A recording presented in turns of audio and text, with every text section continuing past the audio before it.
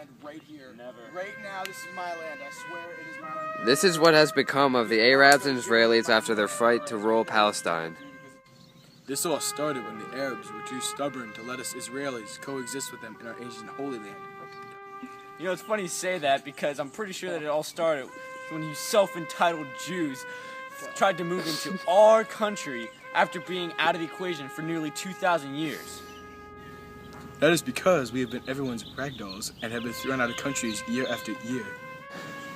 Well, that's just too bad, man. However, that doesn't give you a right to take our homeland. Actually, in 1917, under the Balfour Declaration, it's been given to us fair and square.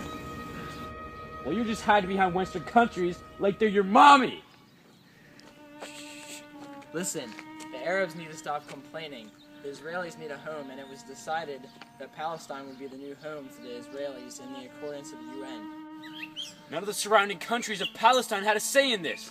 At the time, the UN was made up primarily of Western nations, all of which supported the Israelis, not the Arabs. We didn't have a chance against the UN. Instead, they just wanted us to move aside and help the Jews with their search for their homeland. I have to disagree with you. The UN just wanted us to have even sparsity between the Arabs and the Jews. They wanted it to spread evenly. You were not okay with this because you started the Six-Day War and the Yom Kippur War and lost more land as a result.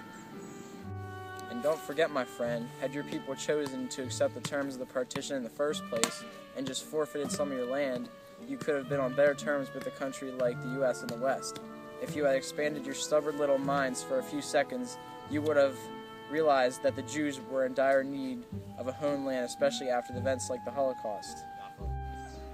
I understand that the Jews are being persecuted and all, but they weren't the only ones. Us Arabs have been ruled out by others since the 16th century, and most of the damage that was done came from the British, because not only did they force us to fight our prior rulers, the Turks, but they also divided our Arab nations after we won the war. But of course, nobody cares about the wrongdoing of the powerful Western powers like Britain, especially when the wrongdoing hurts an innocent group of Arabs. Well, I'm sorry to hear that. But wait, there's more. After World War II, the solution for the Jewish diaspora was to create a Jewish state. But in doing so, another diaspora was created. So taking a look back on this predicament, the Israelis were a troubled, persecuted people who needed to find a reliable and safe homeland for their people.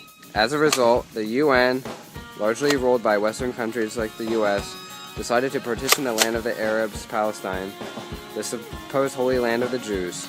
In response to this, the Arabs were infuriated and refused to share their land with the Jews. This is where all their problems are rooted. Only one way to settle this.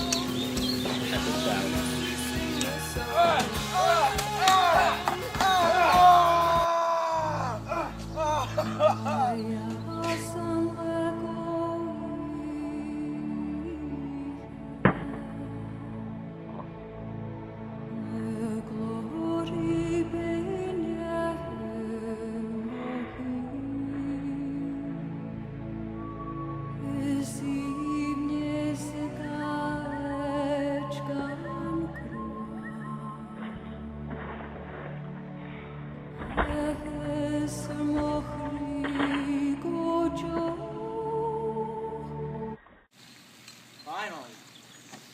You can't touch this. You can't touch this. You can't touch this.